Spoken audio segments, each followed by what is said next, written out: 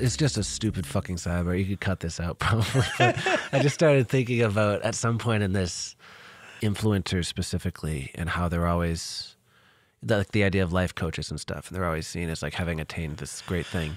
Yeah. And when we were talking about like people that have mood swings and stuff, like if somebody was an influencer and they were positive all the time and they were seen as being a role model for that, and then we found out that they were just hopelessly addicted to blow, would that be like doping for them? Like, would that be like the way you look at like Lance Armstrong and no one thinks he's that great of a bike rider anymore because he was blood doping? Like the way that we looked at Billy Mays or Billy May. What is it, Mays or May? Yeah, Billy Mays. Yeah, and all of a sudden he was no longer this source of inexhaustible energy who was just like preaching about this cleaning product. He was just a cocaine addict. Like, what is it about something like positivity that makes us fucking need it to be pure? Because if a cokehead walked up to you and said, dude, everything is fucking amazing. I can fly, dude. Like, oh my God, life. You would be like, oh Christ, okay. And try to get that person to a hospital. But if someone does that on Instagram and does a picture of them at the beach, you give them ad money. Is that any different in a very abstract way? Is that any different from someone who's an influencer, who's positive all the time, who makes their own like juices every morning? Yeah. And is vegan and is like all about the dietary stuff, or like say someone who's got that real LA lifestyle, right? Mm-hmm. Like that's a false sense of accomplishment. That's a false sense of ego fulfillment. Like I'm doing all the right things. I'm living my life the right way. And like objectively, a lot of that stuff is true. Like objectively, yeah, you should be living your life. You should have a healthy diet and you should be taking care of the earth and you should not be in favor of the slaughter of animals. But is it the same way that we would look down at somebody for having a false sense of importance or a false sense of, or I guess just self-righteousness? Like, because I think it's different in the sense that it's not an addiction, but isn't it a type of addiction? Oh, yeah. Yeah. So, yeah, I think there are all kinds of like the ways that in which people enhance their sense of positivity is incredibly contrived sometimes. And like their fall from grace wouldn't be any lighter just because it isn't drug related, you know? Yeah. Like it's anything that is that false sense of positive energy or false source of positive energy. And I guess that's what I mean is like, what is it that puts such a target? Because I'm not saying there isn't one either, or that it isn't good that there is one, but what puts such a target on somebody who uses like a recreational drug to get to that point versus somebody who uses a juicer? It's similar with social stuff. I mean, because like going out to like bars and stuff, or even just people that are very debonair social butterflies throughout history, it's always they're comfortable going out for a drink or like grabbing drinks or like, can I pour you a drink? It's always a fucking drink. If you took away a drink, there would be a lot more wallflowers in this world. But it's like there's just, I don't know, I just wonder about some of these things. It's like, what is it about the purity of it or the perceived purity of it? Like, do those things end up getting a target on their backs because the things that are impure start getting a target on them because they're so obvious? Or are we looking for something else entirely and we're just branding it as these things? Because it's just the whole thing about influencers really is what I'm dancing around. I'm just so perplexed by them. Well, but that's what I'm saying is like our notion of impure, I think, is or can be multifaceted. Because like for some people, yeah, the highest offense that you're maybe committing is being an influencer, but having all of that positive energy and all of that productivity on your end coming from drug addiction, or like being the source is not your personality. The source is not your sense of success. The source is this energy that is derived from drug use and is fake and thus makes it impure. But that's what I'm saying. Is it any different than something that's maybe not a drug, but like a lifestyle that you lead that gives you an air of superiority? Yeah. And feeling superior, yeah, can lead to higher productivity. But like, to me, I would look at somebody who is superior in that way, and I'm immediately going to start judging them. And I shouldn't start judging them, because that's a way of making myself superior in a sense.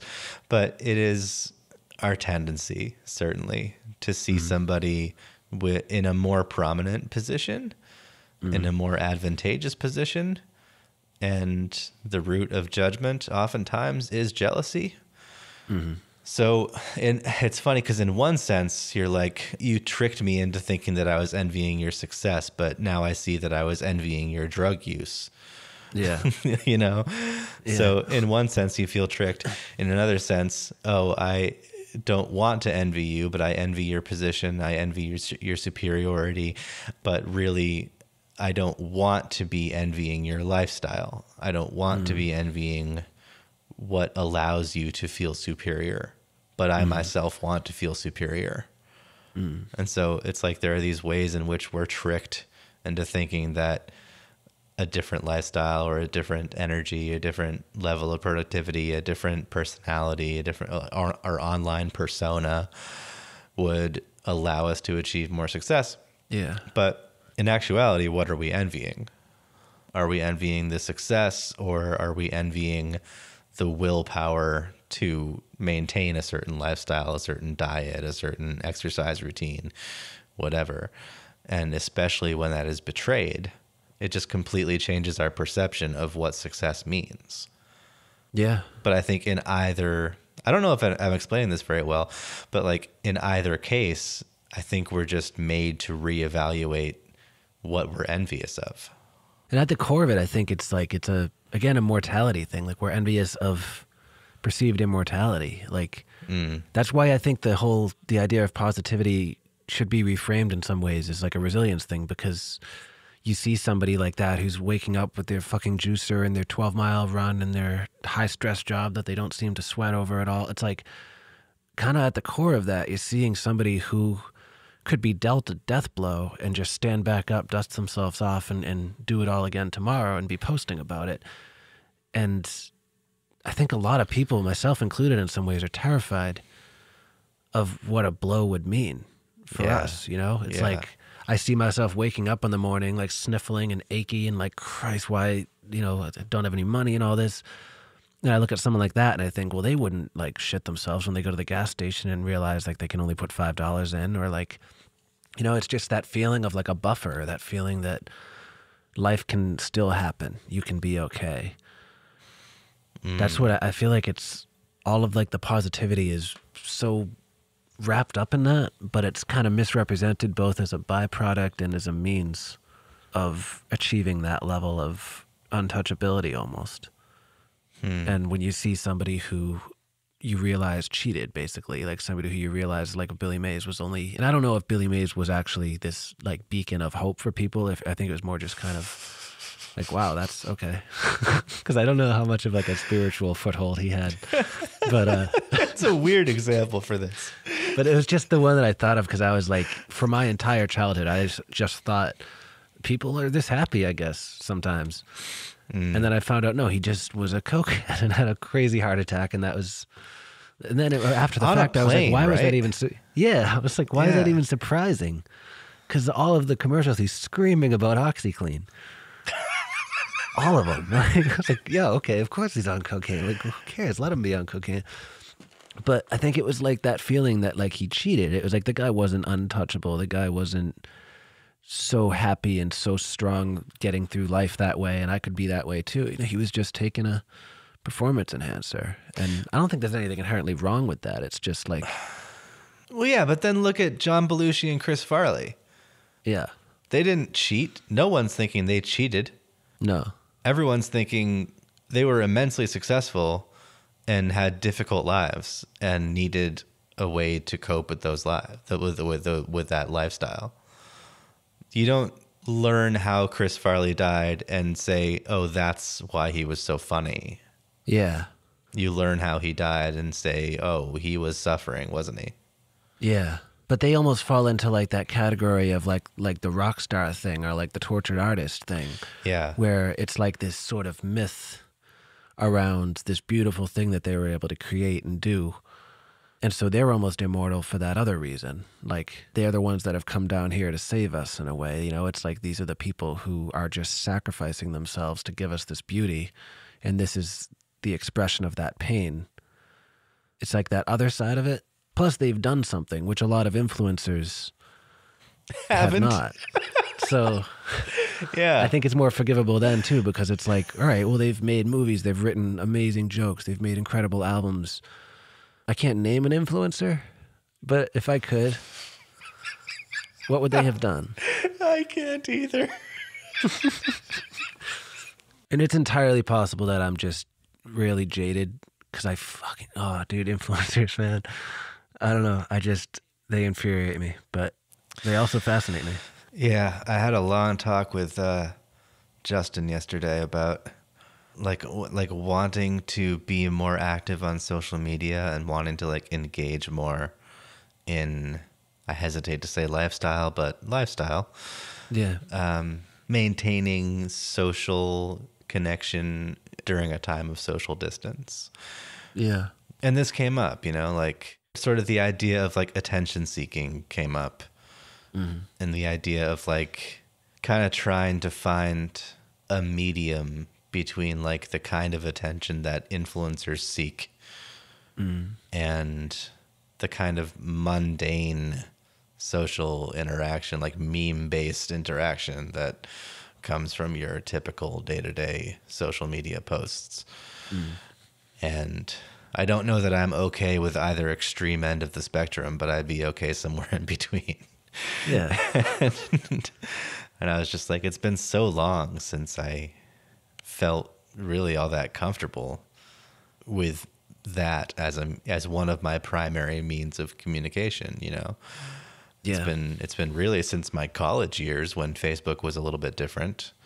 Yeah. But yeah, I don't know. I struggle a lot with that. I struggle a lot with like, what do I have to say? Yeah.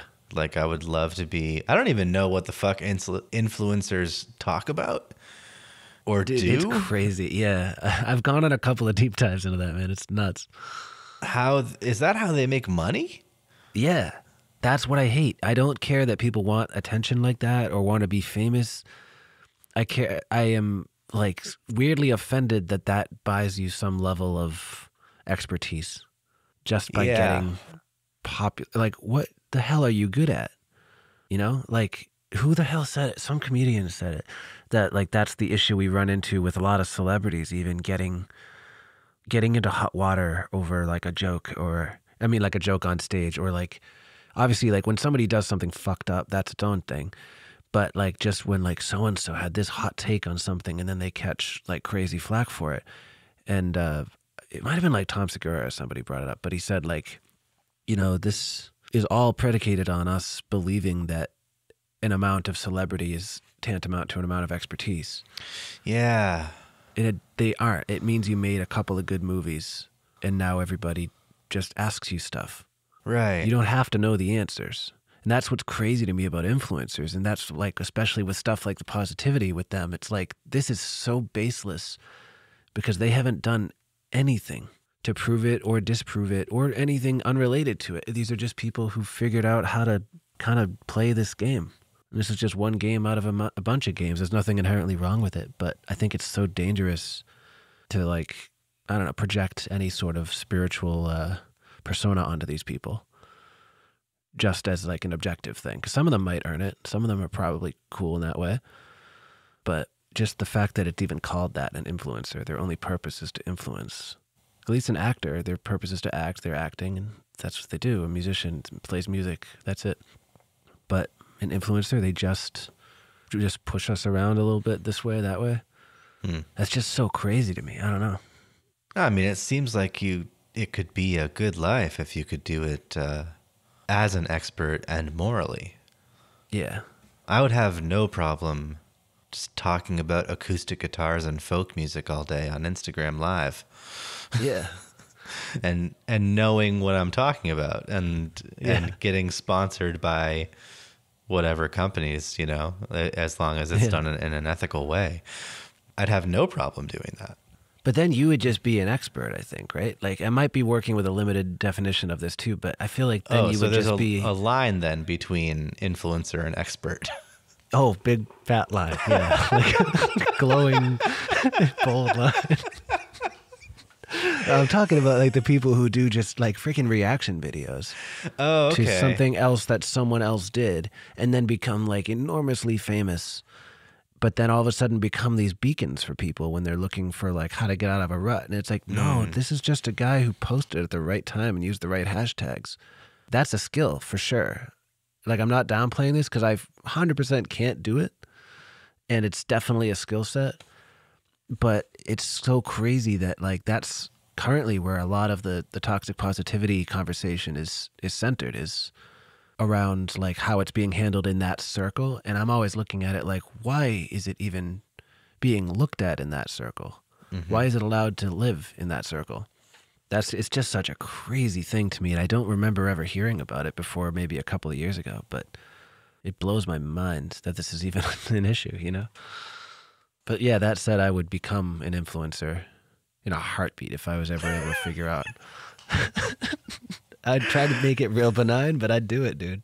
Talk about what I'm wearing and get paid $1 million. Fuck yeah. That's insane. Yeah. It really is. We should try to become influencers. Start doing reaction videos. You want to race? Yeah, dude, that would be so goddamn fun. No, nothing is more intimidating to me. Like I'm currently in the process of curating offerings for my Patreon. And nothing is more intimidating to me than making videos. Yeah, yeah. It's hands-on in the opposite way that I'm used to.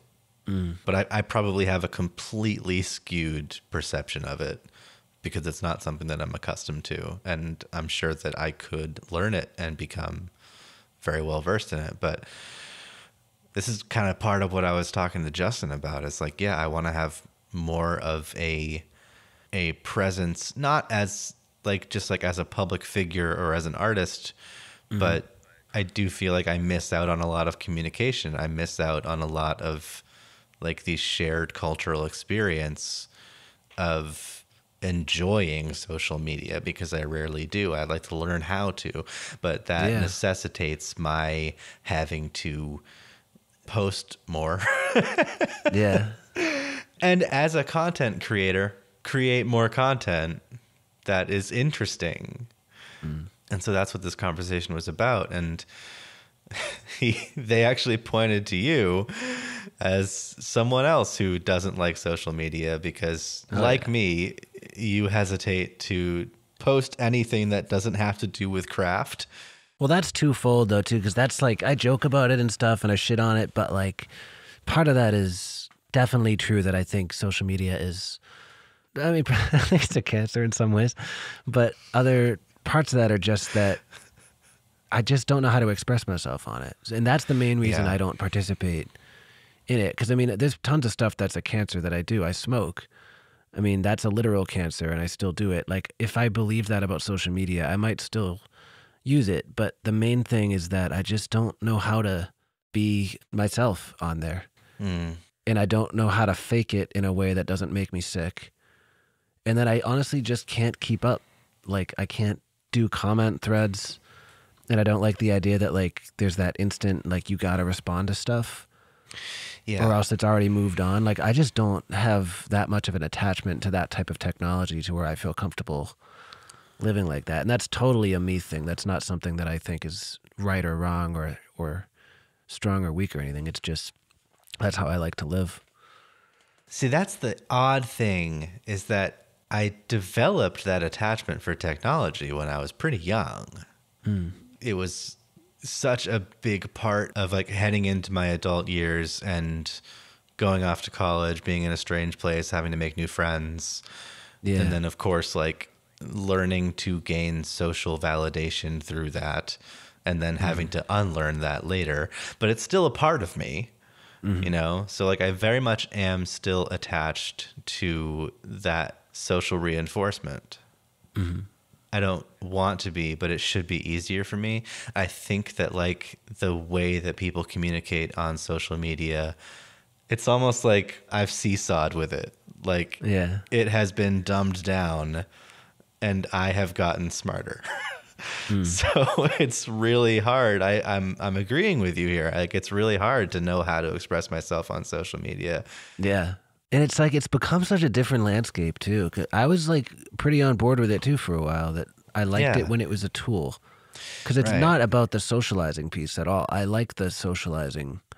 And I feel the same way. I wish that I could be more engaged in those ways. Like this is not a contentment thing for me. Like this isn't I'm sitting miles away from it, just arms crossed, like sighing relief. Like this is a source of pain in my life. But I remember liking it when everyone gives me shit for this, but I liked it when it was MySpace Yeah. and early Facebook. Yeah. Because it was so much of a pain in the ass to use in some ways that it was only a tool.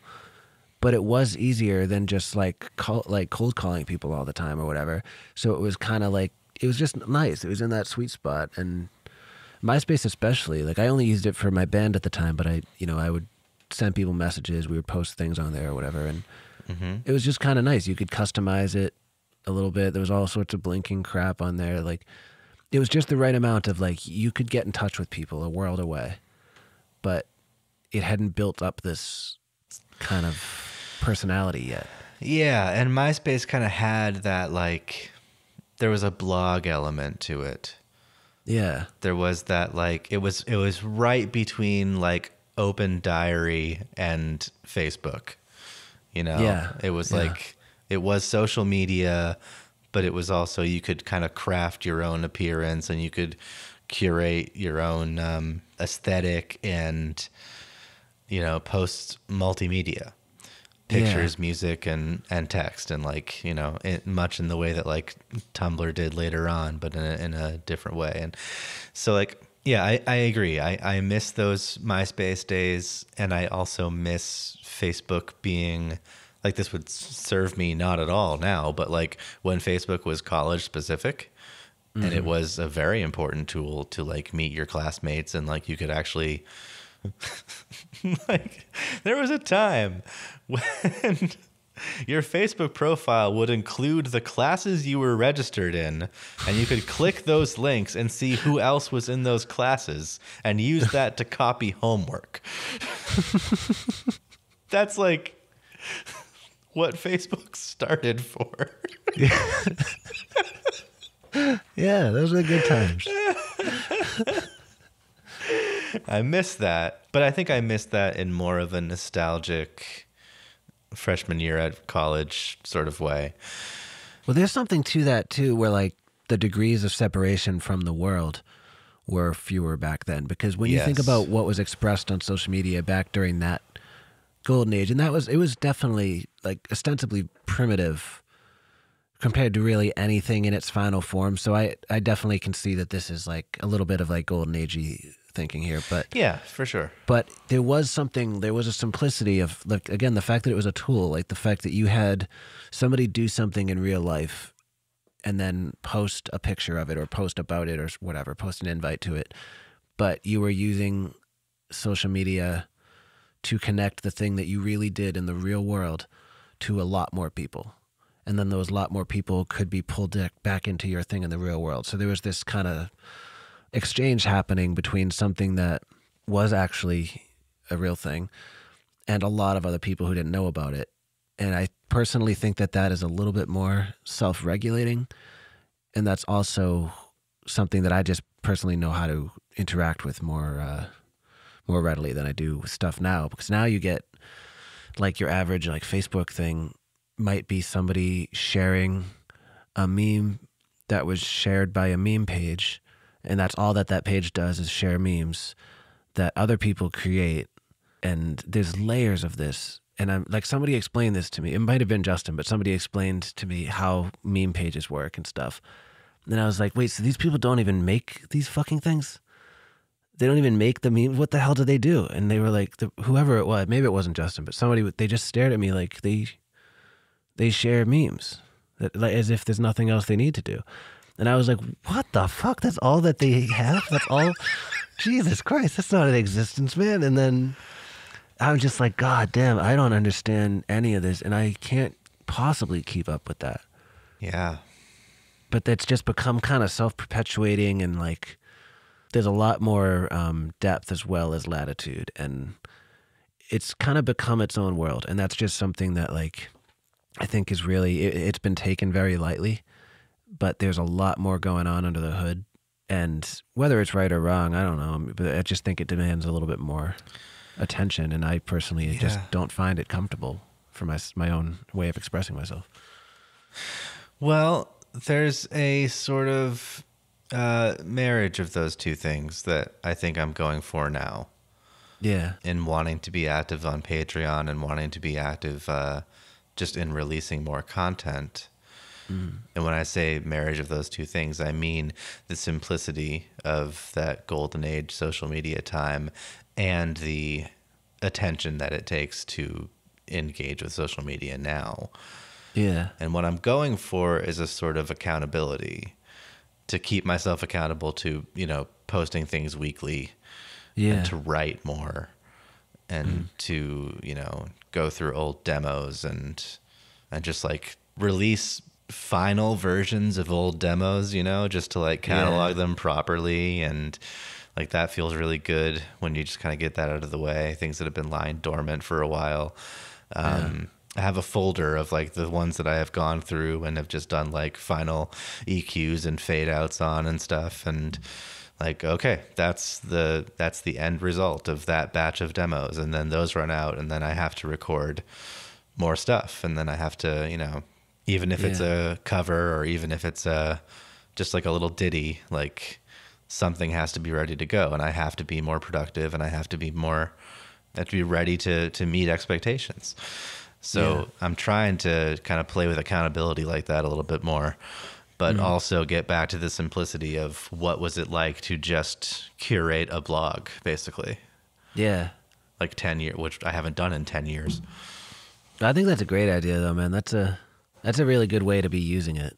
Because you put the connection before everything else in that way. Like the connection both with your craft and with your audience. I think that's a very like valid thing, a healthy thing. Yeah, no, I hope so. Again, like this is all new to me too. Like I have to completely kind of relearn how to, like even if I'm doing this, who's going to see it? So I have to market it somehow. I have to learn how to promote myself a little bit better, and I hate self-promotion. And I don't know how to communicate in that way, you know? And I think confidence is a big part of it. Not forsaking how I enjoy communicating is a big part of it. Yeah. And this is not to like disparage anybody who is good at self-promotion or who shamelessly self-promotes. Yeah, absolutely. I just kind of feel like that's not who I am, and maybe I ought to get myself an agent. Yeah. Well, I mean, that's kind of what I mean at the core of all of this stuff is like that is a specific skill set. Like that is something that we both know a lot of people who are really, really, really good at it and feel extremely comfortable functioning in those ways. And that's great. Like that is incredibly important in today's world, and I'm very envious of it. But it doesn't necessarily come installed when we're born, you know? Yeah. And I don't think that that's wrong either. Like there are things that are fundamental to who I am as a person that prevent me from being comfortable that way. I don't know that I couldn't learn it like a skill set if I just devoted that much time and bandwidth to getting really, really fucking good and learning everything about that landscape. I could probably get there, but I would never be authentic. I would never feel comfortable doing it. And I would never enjoy myself. And I feel like that's enough, you know, to not do something. And it's just, that's what freaks me out, is that that's like an expectation though. And that you are actually in some ways less of a person in the general kind of rat race of life if you're not at least functionally good at those things, if not excellent at those things. Because I feel that like isolation a lot as a result of just not being fluent in this. Right. I don't know. It's again, a specific set of skills. There's a lot that goes into it.